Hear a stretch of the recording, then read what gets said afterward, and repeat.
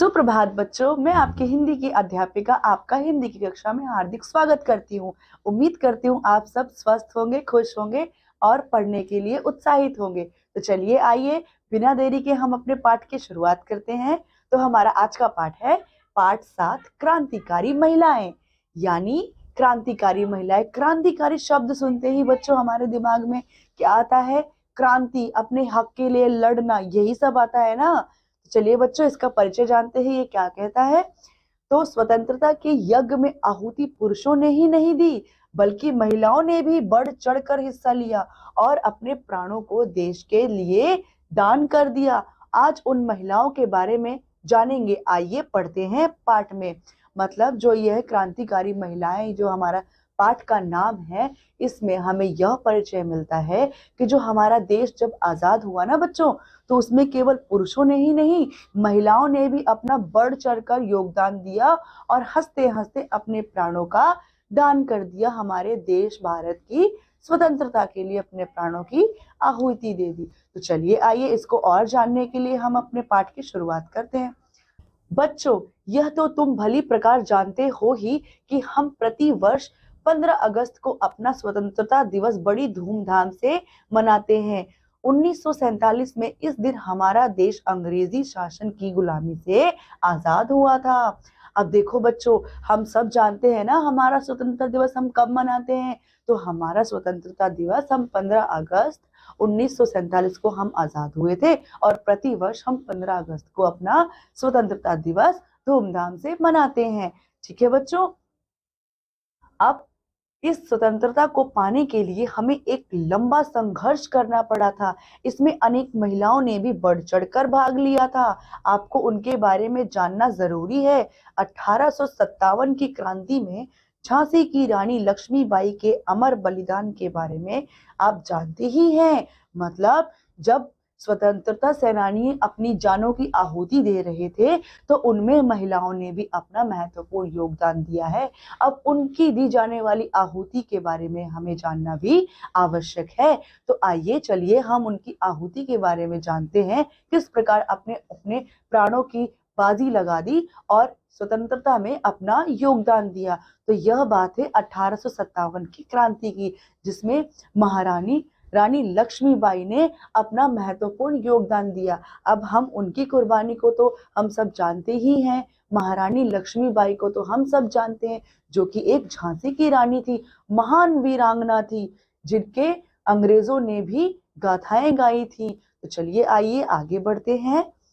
खूब लड़ी मर्दानी, वह तो झांसी वाली रानी थी। अब बच्चों ये दो जो लाइनें हैं, इन लाइनों से हमें बहुत कुछ पता चल जाता है झांसी की रानी के बारे में। वैसे तो अनेक वीरांगनाओं ने अपना योगदान दिया, अपने जान की आहुति दी हमारे भारतवर्ष को स्वतंत्रता दिलाने के लिए, लेकिन जो खूब लड़ी मर्दानी वह तो झांसी वाली रानी थी। इन दो लाइनों में झांसी की रानी रानी लक्ष्मीबाई के व्यक्तित्व के, उनके योगदान की छोटी सी व्याख्या की गई है। मतलब वह मर्दानी थी, अनेक मर्दों में वह एक मर्दानी थी, जिन्होंने अंग्रेजों को लोहे के चने चबवा दिए। और बच्चों झांसी की रानी बहुत हिम्मत वाली थी। अब देखते हैं, लेकिन आजादी की लड़ाई की शुरुआत इससे पहले ही हो चुकी थी। अब जैसे हमने जाना कि जो 1857 का विद्रोह है, वहीं से 1857 के विद्रोह से हमारी स्वतंत्रता की लड़ाई शुरू हो गई थी, जो आगे आगे बढ़ती जा रही थी। 1828 में कित्तूर की रानी चेन्नम्मा ने अंग्रेजी शासन के विरुद्ध संघर्ष का बिगुल बजा दिया। अब 1827 में क्या हुआ? 1857 के विद्रोह के बाद क्या हुआ बच्चों? जो कित्तूर की रानी थी चेन्नम्मा, जो एक रानी है जिनका नाम है रानी चेन्नम्मा, जो कहाँ की रानी है बच्चों? कित्तूर की रानी है। अंग्रेजी शासन के विरुद्ध उन्होंने भी अपना विरोध का बिगुल बजा दिया, यानी कि उन्होंने भी विद्रोह कर दिया। अब देखिए बच्चों, 1932 ईस्वी की बात है। मुंबई नगर में अंग्रेजी शासन के विरुद्ध लोग विद्रोह कर रहे थे, उनकी गिरफ्तारियां हो रही थी। थाने के सामने एक काली गाड़ी आकर रुकी। पीली पगड़ी और गहरी नीली वर्दी पहने सिपाही बाहर निकले। अब देखिए बच्चों, 1932 ईस्वी में क्या होता है, जो मुंबई नगर में सरकार के विरुद्ध लोग जो विद्रोह कर रहे थे उनको जो अंग्रेजी हुकूमत की जो पुलिस थी उन्हें पकड़ पकड़ के जेल में डाल देती थी। तो यहाँ पर क्या हो रहा है बच्चों, उनकी गिरफ्तारियां कर रही थी थाने में। थाने के सामने जो गाड़ी रुकी तो उसमें से काली गाड़ी में से पीली पगड़ी और नीली गहरी वर्दी पहने जो सिपाही थे वो बाहर आए और उनके साथ पतली दुबली पतली महिलाएं थी। ठीक है बच्चों, महिला एक शिशु को लिए हुए थी और दूसरी महिला उससे कम आयु की थी। पुलिस इंस्पेक्टर ने कड़क कर पूछा, क्या नाम है तुम्हारा? मतलब जो महिलाएं उनके साथ आई उनका परिचय इस प्रकार था कि एक महिला अपने छोटे से शिशु को हाथ में लेकर के आई थी और दूसरी महिला थी वो उम्र में बहुत ही उससे थोड़ी छोटी थी। तो चलिए देखिए बच्चों, आगे अब पुलिस अफसर उनसे पूछता है इंस्पेक्टर कि तुम्हारा क्या नाम है, जोर से। ठीक है बच्चों, आगे क्या होता है? जयश्री राय जी, महिला ने नम्रता पूर्वक उत्तर दिया। तुम सरकार के विरुद्ध आंदोलन में भाग लेती रही हो? इंस्पेक्टर बोला। मतलब उन्होंने जब इंस्पेक्टर ने पूछा तुम्हारा नाम क्या है तो उन्होंने नम्रता से धीरे से उत्तर दिया, जयश्री राय जी। मतलब फिर उसके बाद जो इंस्पेक्टर था उन्होंने कहा कि तुम स्वतंत्रता के लिए स्वतंत्रता आंदोलन में अंग्रेजों के विरुद्ध लगातार भाग लेती जा रही हो? ठीक है, हाँ मैंने पहले हिस्सा लिया था किंतु पिछले कुछ महीनों से नहीं। उस महिला ने तुरंत उत्तर दिया कि हाँ मैंने पहले हिस्सा लिया था लेकिन कुछ महीनों से मैंने हिस्सा नहीं लिया था। मैं अपने इस शिशु की देखभाल में लगी हूँ, इसे आपने देख ही रहे हैं, बच्चे की ओर संकेत करते हुए जयश्री ने कहा। उसने कहा कि हाँ मैं स्वतंत्रता सेनानी थी, मैं अंग्रेजों के विरुद्ध विद्रोह का हिस्सा थी लेकिन कुछ महीनों से मैं अपने इस बच्चे की देखभाल में लगी हूँ, मैं स्वतंत्रता सेनानियों का हिस्सा नहीं रही हूँ अभी। फिर उसके बाद, क्या तुम यह शपथ लेने को तैयार हो कि भविष्य में इस आंदोलन में कोई भाग नहीं लोगी? ऐसा इंस्पेक्टर ने फिर से कड़क स्वर में पूछा।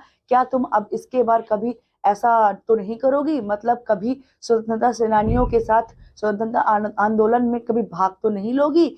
फिर क्या होता है, नहीं मैं कोई शपथ नहीं लूंगी। महिला ने भी दृढ़ स्वर में कहा, नहीं मैं कोई शपथ नहीं लूंगी। क्योंकि इंस्पेक्टर ने क्या कहा, क्या तुम शपथ लेती हो? उसने कहा नहीं मैं कोई शपथ नहीं लूंगी। तब तुम्हें जेल भेज दिया जाएगा, इंस्पेक्टर ने क्रोधित होकर कहा। फिर क्या था, फिर इंस्पेक्टर ने गुस्से से कहा, तो फिर तुमको कहाँ भेज दिया जाएगा? तुमको जेल में भेज दिया जाएगा। ठीक है मैं अपने बच्चे को साथ ले जाऊंगी, जयश्री ने कहा।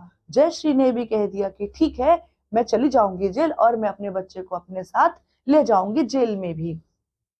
फिर तुम्हें बच्चे को साथ रखने की अनुमति नहीं दी जाएगी, इंस्पेक्टर ने कहा। फिर इंस्पेक्टर ने कहा कि तुम इस बच्चे को जेल में साथ अपने नहीं ले जा सकती, तुमको वहां ले जाने की इसे अनुमति नहीं होगी। इस स्थिति में मैं अपने बच्चों को अपनी छोटी बहन के पास छोड़ दूंगी। यह कहकर जयश्री ने बच्चों को छोटी बहन की ओर बढ़ाना चाहा। अब जब यह इंस्पेक्टर की बात जयश्री ने सुनी तब जयश्री ने कहा कि अगर ऐसा होता है तो मैं अपने बच्चे को नहीं ले जाऊंगी, अपनी छोटी बहन के पास छोड़ जाऊंगी। और ऐसा कहते हुए उसने अपना बच्चा जो है अपनी छोटी बहन की ओर बढ़ा दिया। फिर क्या होता है बच्चों, पुलिस इंस्पेक्टर का चेहरा तमतमा गया। यह एक अभूतपूर्व घटना थी, उसकी समझ में नहीं आ रहा था कि वह क्या करे। उसने जयश्री के पति की ओर संकेत करते हुए कहा, कैदी नंबर 1 तुम सुधार गृह में जाओ और कैदी नंबर 2 तुम घर जाओ और अपने बच्चे की देखभाल करो। उन दिनों राजनीतिक कैदियों को सुधार गृह में रखा जाता था। देखिए बच्चों, इंस्पेक्टर ने जब ये सारी बातें उस महिला की सुनी तब उसका चेहरा गुस्से से तमतमा गया। यह एक अभूतपूर्व घटना थी, मतलब ये उसके जीवन की एक अविस्मरणीय कह सकते हैं हम इसे। यह एक बहुत ही हैरान कर देने वाली घटना थी, जिसके बाद उसकी समझ में यह नहीं आ रहा था कि वह क्या करे क्या कहे किसी से। फिर उसने एकाएक कहा कि जो जयश्री थी ना उसके पति की ओर इशारा करते हुए उन्होंने कहा, कैदी नंबर 1 कैदी नंबर 1 तुम सुधार गृह में जाओ और कैदी नंबर 2 तुम घर जाओ, मतलब अपने बच्चे की देखभाल करो। ऐसा किसने कहा? इंस्पेक्टर ने कहा। उन दिनों क्या था, जो कैदी होते थे ना बच्चों, राजनीतिक सुधार गृह में उन्हें रखा जाता था। जो अंग्रेजी सरकार के खिलाफ विद्रोह करते थे कैदी, उन्हें। चलिए आइए आगे। जयश्री उन हजारों महिलाओं में से एक थी जो महात्मा गांधी के आह्वान पर घर की चारदीवारी को त्याग कर आजादी के आंदोलन में भाग लेने आई थी। ठीक है बच्चों, यह तो एक महिला की कहानी है, ऐसी अनेक महिलाओं ने आजादी के आंदोलन में बढ़ चढ़कर भाग लिया है। मतलब कि जयश्री उन हजारों महिलाओं में थी जो महात्मा गांधी के आह्वान पर उनसे प्रेरित होकर के स्वतंत्रता आंदोलन में उतर आई थी। ठीक है बच्चों, और यह जो घर की चार दीवारी में रहकर सिर्फ घर का कामकाज करती थी, आज वह अपनी स्वतंत्रता के में अपना योगदान देने के लिए बढ़ चढ़कर आगे आ रही हैं। और वो किससे प्रेरित थी बच्चों? वह गांधी जी से प्रेरित थी। यह तो एक केवल महिला की कहानी है, ऐसी तो कई अनेक महिलाएं हुई हैं जिनका योगदान जो वास्तव में उल्लेखनीय है। तो चलिए बच्चों, 1917 ईस्वी में भारतीय राष्ट्रीय कांग्रेस की अध्यक्ष एनी बेसेंट को चुना गया। कांग्रेस अध्यक्ष बनने वाली वे प्रथम महिला थी। मतलब बच्चों, 1917 ईस्वी में कौन हमारे कांग्रेस की अध्यक्ष बनी? पहली महिला अध्यक्ष थी जो, उनका नाम क्या है? Annie Besant. ठीक है, और प्रथम महिला थी। उन्होंने आबिदा बानो बेगम और सरोजनी नायडू के साथ मिलकर होम रूल आंदोलन चलाया। अब जो महिला थी एनी बेसेंट, जो कांग्रेस की पहली महिला अध्यक्ष बनी, उन्होंने क्या किया बच्चों? आबिदा बानो बेगम एक महिला है, उनके साथ और सरोजनी नायडू के साथ मिलकर के होम रूल आंदोलन चलाया। अब सरोजनी नायडू को तो हम सब जानते ही हैं, जिन्हें कोकिला, भारतीय कोकिला भी कहा जाता है। उनके नेतृत्व में, उनके साथ मिलकर के उन्होंने कौन सा आंदोलन में भाग लिया? होम रूल आंदोलन में उन्होंने भाग लिया। इन्हीं प्रयत्नों से जो महिलाएं थी, महिलाओं को वोट देने का अधिकार मिला। अब जो ये महिलाएं थी, उन्हीं के प्रयत्नों से, उन्हीं के कड़ी मेहनत से जो महिलाएं हैं, उनको है वोट का अधिकार मिला। ठीक है, सरोजनी नायडू गांधी जी के नमक सत्याग्रह और 1942 के भारत छोड़ो आंदोलन में कूद पड़ी और कई बार जेल गई। जो सरोजनी नायडू थी, जिनको हमने कहा था वो भारत कोकिला भी है, उन्होंने 1942 में गांधी जी के साथ नमक सत्याग्रह में भाग लेकर के भारत छोड़ो आंदोलन में कूद पड़ी और कई बार बच्चों वो जेल भी गई। उन्हें कई बार जेल भी जाना पड़ा। उन्होंने जेल की यातनाओं को भी सहा। चलिए बच्चों, लीला नाग एक क्रांतिकारी देशभक्त महिला थी। उन्होंने दीपाली संघ बनाया। उनके पति अनिल राय चौधरी को 1930 में गिरफ्तार कर लिया गया था। अब लीला नाग क्या थी? एक और महिला क्रांतिकारी थी। उन्होंने क्या किया? दीपाली संघ बनाया। उन्होंने क्या किया बच्चों? एक दीपाली संघ बनाया और उनके पति जो राय चौधरी को 1930 में क्या किया बच्चों? गिरफ्तार कर लिया गया। अंग्रेजी हुकूमत ने उन्हें गिरफ्तार कर लिया।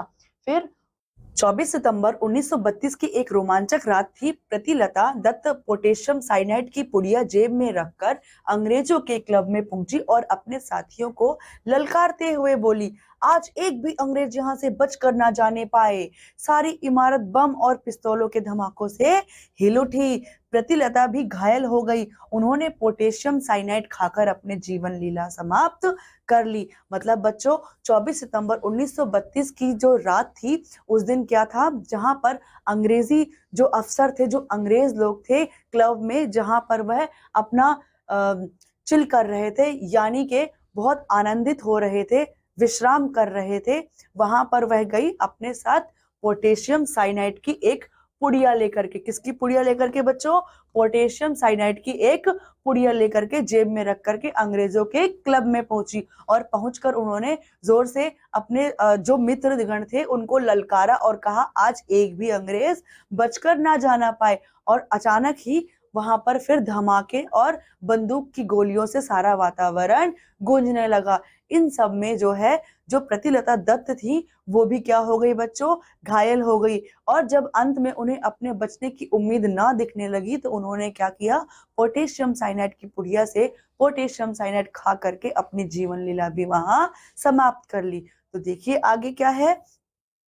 अब दिसंबर 1931 में शांति घोष और सुनीति चौधरी नामक किशोरियों ने कोमिला के जिला मजिस्ट्रेट स्टेवेंस को मार डाला। अब दिसंबर 1931 में क्या हुआ, जो शांति घोष थी, सुनीति चौधरी थी, जो दो किशोरियां थी, उन्होंने कोमिला के जो जिला मजिस्ट्रेट स्टेवेंस थे ना, उनको जान से मार डाला। इन किशोरियों ने मार डाला। देखिए, फरवरी 1932 में एक युवती बीना दास ने बंगाल के गवर्नर स्टेनले जैक्सन की हत्या का प्रयास किया। अब जो बंगाल की एक युवती थी, 1932 में उन्होंने जो वहां के गवर्नर थे, कौन, स्टेनले जैक्सन, उनकी हत्या का प्रयास किया, लेकिन वह उनकी हत्या करने में सफल नहीं हो पाई। लेकिन फिर भी उनके बाल बाल बचने के बाद जो बीना दास थी, उनको 9 वर्ष की सजा हो गई। यानी कि वो तो बच गए, लेकिन फिर भी इस अपराध में उन्हें 9 वर्ष की सजा यानी जेल हो गई। फिर उज्जवल मजूमदार ने भवानी भट्टाचार्य, रवि बनर्जी और मनोरंजन बनर्जी के साथ मिलकर के गवर्नर एंडरसन पर गोली चलाई। अब फिर क्या हुआ बच्चों, जो उज्ज्वला मजूमदार थी ना, उन्होंने भवानी भट्टाचार्य, रवि बनर्जी और मनोरंजन बनर्जी के साथ मिलकर के क्या किया बच्चों, जो एंडरसन जो गवर्नर था, उन पर फिर से गोलियां चलाई। ठीक है बच्चों, और भवानी और रवि तो पकड़े गए। जो भवानी थी और जो रवि थे बच्चों, वो पकड़े गए, लेकिन उज्ज्वला भी उस टाइम तो नहीं पकड़ी गई, लेकिन बाद में वो भी पकड़ी गई और उन्हें 20 साल के सश्रम कारावास की सजा मिली। गांधी जी के प्रयास से वह 1937 में रिहा हो पाई। मतलब उस समय तो वह पकड़ी नहीं गई, किंतु बाद में वह भी पकड़ी गई और उन्हें 20 वर्ष की सश्रम कारावास मिला। मतलब कि उस कारावास में आपको श्रम भी करवाएंगे और जेल की सजा भी आपको काटनी पड़ेगी। लेकिन 1937 में क्या हुआ, गांधी जी के सहयोग से वह फिर से बाहर आ पाई जेल से।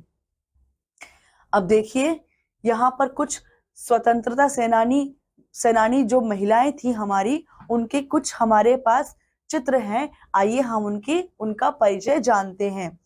तो ये है लीला नाग। ये क्या, कौन है बच्चों, ये है लीला नाग। ये है प्रतिलता दत्त। ये है शांति घोष।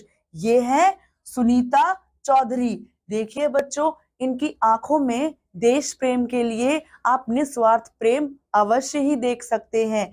आइए आगे क्या है, आगे चलकर इन आंदोलन में विजय लक्ष्मी पंडित, कमला नेहरू, दुर्गाबाई, हंसा मेहता आदि महिलाएं भी शामिल हो गई। और आगे चलकर बच्चों, इनमें और नई वीरांगनाएं और अन्य वीरांगनाएं भी शामिल हुई, जिनका नाम है विजय लक्ष्मी पंडित, कमला नेहरू, दुर्गाबाई, हंसा मेहता आदि शामिल हो गई।